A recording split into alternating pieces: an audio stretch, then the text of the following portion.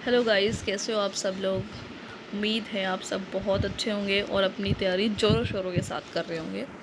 तो आज हम डिस्कस करने वाले हैं यूपी हेड ऑपरेटर यानी कि प्रधान परिचालक की यूपी में वैकेंसी आई थी बहुत टाइम पहले। उम्मीद है आप सब ने ही फॉर्म फिल किए होंगे और आज हम उसके बारे में डिस्कस करने वाले हैं। उसमें देखो 4 सब्जेक्ट आएंगे आपके, 4 सेक्शन होंगे उसमें, जीएस, मैथ्स, रीजनिंग यानी हिंदी।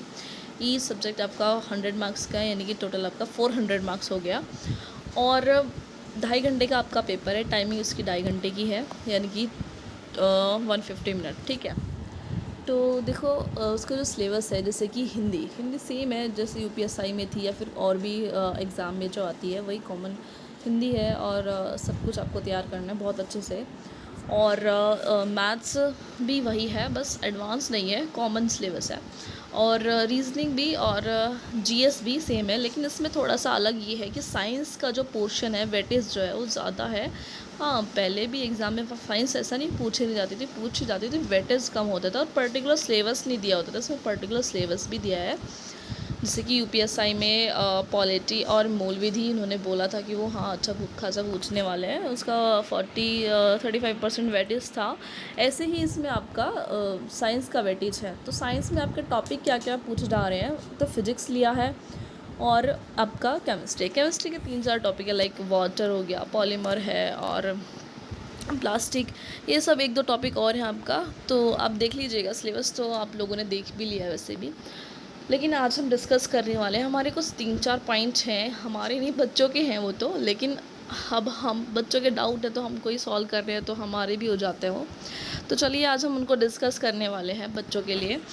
तो सबसे पहला पॉइंट है कि क्या इसमें नेगेटिव मार्किंग होती है। तो मैं ये कहूँगी इसमें कोई नेगेटिव मार्किंग नहीं है। पहले तो आप यहाँ से अपने आप को फ्री करिए, कोई नेगेटिव मार्किंग नहीं है।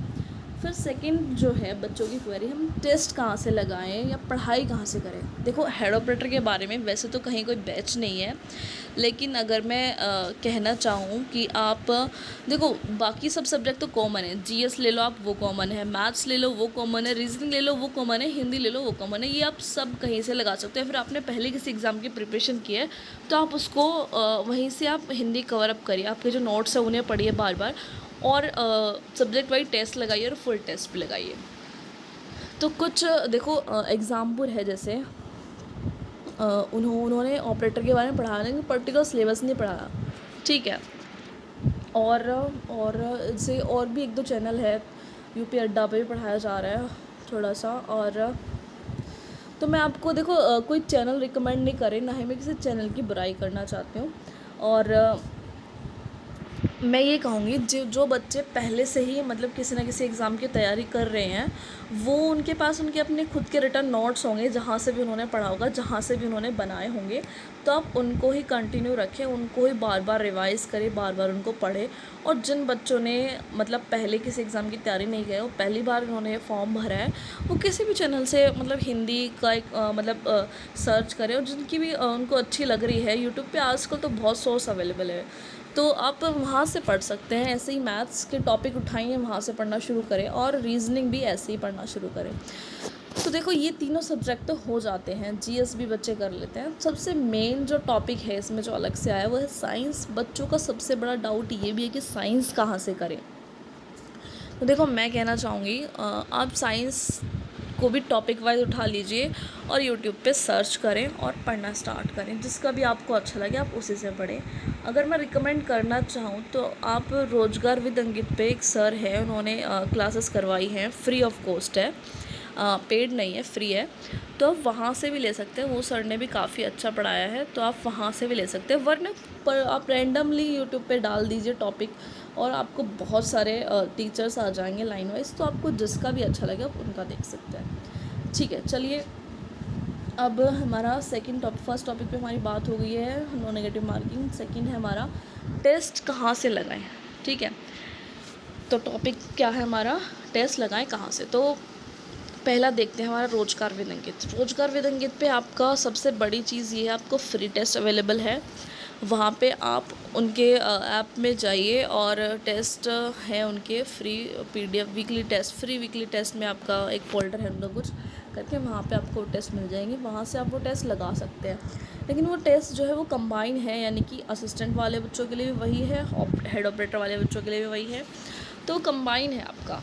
और उसमें टेस्ट में कोई प्रॉब्लम तो नहीं है, उसमें बस ये है कि जैसे आपका साइंस है वो कंबाइन आ रहा है, मतलब जैसे सिलेबस में तो अलग अलग है वहाँ पे, लेकिन कंबाइन आ रहा है, तो थोड़ा सा आपको जीएस, जिन्होंने पूरा साइंस कर रखा है उनको तो कोई प्रॉब्लम नहीं है, लेकिन जिन्होंने पर्टिकुलर हेड ऑपरेटर के लिए तैयारी की है उनके देखो मार्क्स कट सकते हैं, फिर वो गलत हो सकते हैं क्वेश्चन, अगर उन्होंने नहीं पढ़े हैं वो एक्स्ट्रा टॉपिक। तो बस ये है, बाकी कुछ नहीं है। और देखो आप अपना परफॉर्मेंस का कैसे पता लगाए, तो आप कोशिश करिए वहाँ पे आप टॉप 300 तक आपकी रैंक आ जाए, यानी कि अंडर 300 से नीचे नीचे आपकी रैंक आ रही हो, तो आप ना मतलब बिल्कुल सेफ़ हैं। लेकिन ऐसा मत सोचना जो बच्चे 400, 500, 600 जिनकी के आसपास रैंक आ रही है वो बच्चे बुरा कर रहे हैं, वो बच्चे भी अच्छा कर रहे हैं, लेकिन वो कोशिश कर सकते हैं और अच्छा करने की। वो बच्चे थोड़ा सा कम हैं, लेकिन आप अपनी तैयारी को और बेहतर कर सकते हैं। ठीक है, जो बच्चे इतना अच्छा मतलब 600 और 500 के पास स्कोर कर रहे हैं वो भी अच्छे हैं। असिस्टेंट ऑपरेटर के लिए तो अच्छा स्कोर है, लेकिन हेड ऑपरेटर के लिए तो आप लोग भी समझते हो थोड़ा सा स्कोर, देखो कट ऑफ हाई जाने वाली है।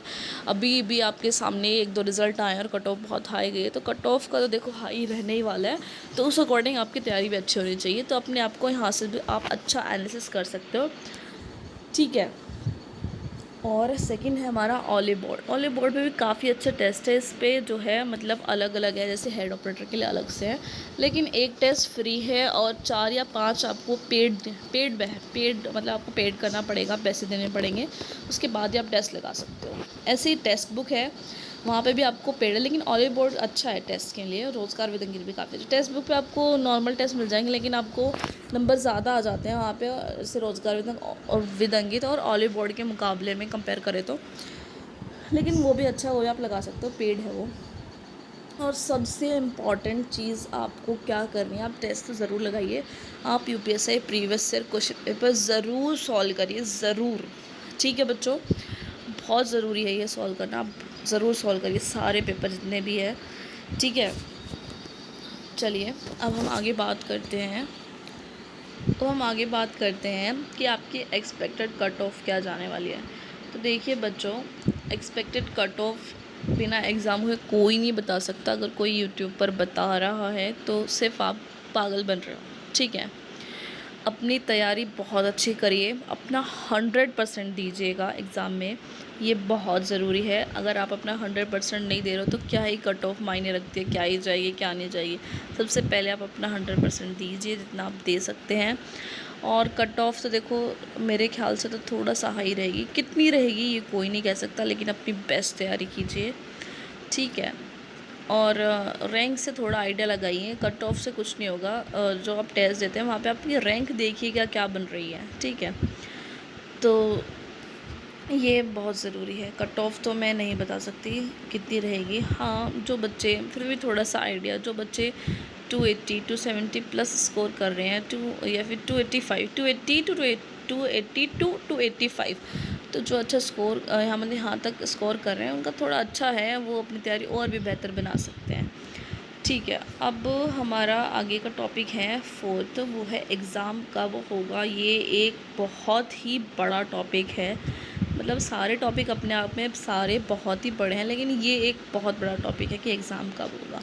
देखिए किसी को भी नहीं पता एग्ज़ाम कब होगा, लेकिन आप मान के चलिए आपका एग्ज़ाम जुलाई में होगा। अगर आप ये मान के चल रहे हैं अगस्त सितंबर में होगा, इस तरीके से सोच के अपनी तैयारी कर रहे हैं, तो आप कभी तैयारी नहीं कर पाएंगे। ऐसे मान के चलिए मेरे को अपना इस डेट तक मेरा एग्ज़ाम है और मुझे अपना सिलेबस बहुत अच्छे से करना है, उसके बाद आपको एक्स्ट्रा टाइम मिल जाता है तो आप उसमें बहुत अच्छे से रिवीज़न कीजिए। ठीक है, बहुत अच्छे से रिवीज़न कीजिए। अच्छा, एक पॉइंट और, आप जब टेस्ट लगाते हैं तो अपने आप को एनालिसिस करना बिल्कुल ना भूलें। अगर आप टेस्ट लगा रहे हो और आपको एनालिसिस करना नहीं आता, खुद को फिर नहीं कर रहे हो, तो कोई फ़ायदा नहीं है टेस्ट लगाने का। और आप तैयारी कर रहे हो, टेस्ट नहीं लगा रहे हो, तो भी कोई फ़ायदा नहीं है तैयारी करने का। तो ये दोनों तीनों चीज़ें बहुत ही ज़्यादा इंपॉर्टेंट रोल प्ले करती है आपकी तैयारी के बीच में। जब आप तैयारी करते हो तब, तो एग्ज़ाम कब होगा ये नहीं कह सकते। हाँ, इतना है कि जुलाई यानी कि मिड जुलाई से पहले तो नहीं होने वाला, हाँ, उसके बाद हो सकता है। और देखो इनका कोई भरोसा भी नहीं है, ऐसे यूपीएसआई था, कह रहे थे अब होगा अब होगा अब होगा, एकदम से डेट आ गई, एग्ज़ाम सारा मतलब सब कुछ आ गया और एकदम से एग्ज़ाम हो गया था उसका। तो आप मान के चलिए जुलाई में हो सकता है, जुलाई के एंड में, अगस्त के स्टार्टिंग में ऐसे ही जाएगा एग्ज़ाम, मतलब पहले नहीं होगा ऐसे बहुत लोग बोल रहे हैं। 10 जुलाई मैंने बहुत देखा है, यूट्यूब पे डाला हुआ है, तो 10 जुलाई नहीं होगा, इससे तो बिल्कुल अपने दिमाग से हटा दीजिए, यहाँ से बिल्कुल नहीं होगा। जुलाई एंड या अगस्त तक जाएगा आराम से एग्ज़ाम। तो आप आराम से अपनी तैयारी करें और कोशिश करें जल्दी जल्दी सिलेबस करके रिवीजन स्टार्ट कर दें, और प्लीज़ टेस्ट ज़रूर लगाइए, और सब्जेक्ट वाइज भी टेस्ट लगाइए। अगर कोई आपका सब्जेक्ट कमज़ोर है तो आप उसके प्रैक्टिस सेट ज़रूर लगाइए। यूट्यूब पे बहुत सारे प्रैक्टिस सेट अवेलेबल है, या फिर आप ऑफलाइन भी कोई बुक मंगवा सकते हैं और देख सकते हैं। तो चलिए, मुझे लगता है कि आप लोगों की सारी क्वेरी के जवाब मैंने आंसर जो हैं, आपके जो क्वेश्चन थे आपकी सारी क्वेरी मैंने सॉल्व कर दी होगी, सब क्वेरी के आपको आंसर्स मिल गए होंगे। होपफुली ये वीडियो आपको पसंद आएगा, इस वीडियो से आपको कोई ना कोई हेल्प ज़रूर मिलेगी। अगर आपको हेल्प मिले तो प्लीज़ कमेंट बॉक्स में मुझे बताएं, जिससे मैं आगे वीडियो बनाने के लिए मोटिवेट हो जाऊं और आपको एक बेहतर वीडियो दूं। ठीक है, ऑथेंटिक न्यूज़ दूंगी, कोई फेक न्यूज़ नहीं दूंगी, अच्छी न्यूज़ आपको मिलेगी। तो प्लीज़ मुझे सपोर्ट करें एंड चैनल को like, subscribe and comment below.